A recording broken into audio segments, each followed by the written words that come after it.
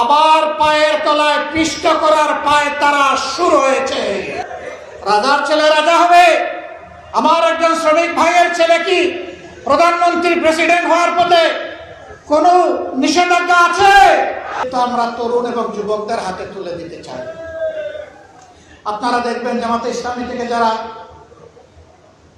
বিভিন্ন জায়গায় আমাদের ক্যান্ডিডেট হয়েছিলেন তাদের শতকরা 70% বয়স হচ্ছে 42 বছরের নিচে।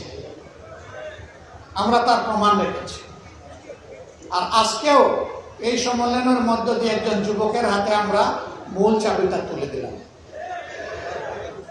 আমরা চাই যৌবনের এই শক্তিটা জাতি গঠনের কাজে লাগবে।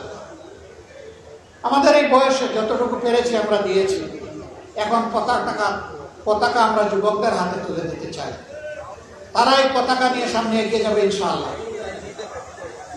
আজকের এই দিনে সরকারের কাছে আমার স্পষ্ট দাবি, শ্রমিকরাও এই সমাজের নাগরিক। ভোট শ্রমিকরাও আমাদেরকে দেয়, আপনাদেরকেও দিয়েছে। সুতরাং শ্রমিকদের সব বিষয় মালিকদের ঘাড়ের উপর ফেলে দিবেন না। রাষ্ট্রকেও দায়িত্ব নিতে হবে। মালিকরা ইনসাফের ভিত্তিতে তাদের যা করণীয় তা করবে, বাকিটা রাষ্ট্রকে শেয়ার করতে হবে। শ্রমগণ এলাকায় কোনো বিশেষায়িত হসপিটাল নাই, দুই একটা সাধারণ হাসপাতাল থাকলেও সেইগুলা চাহিদার তুলনায় কিছুই না।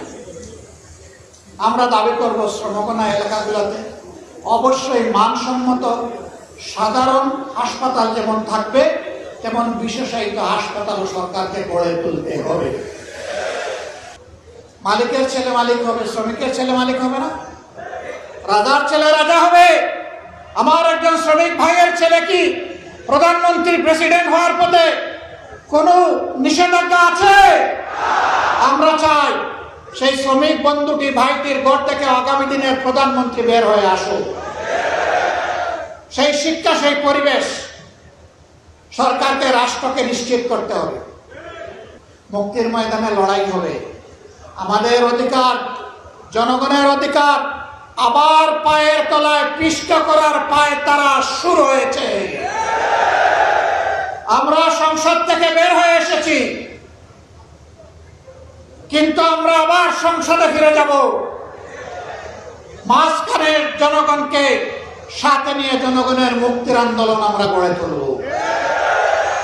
এই আন্দোলনে জনগণের অধিকারের ব্যাপারে আমরা সরকার কিংবা যে কোনো কর্তৃপক্ষকে ইনশাআল্লাহ চুল পরিমাণ ছাড়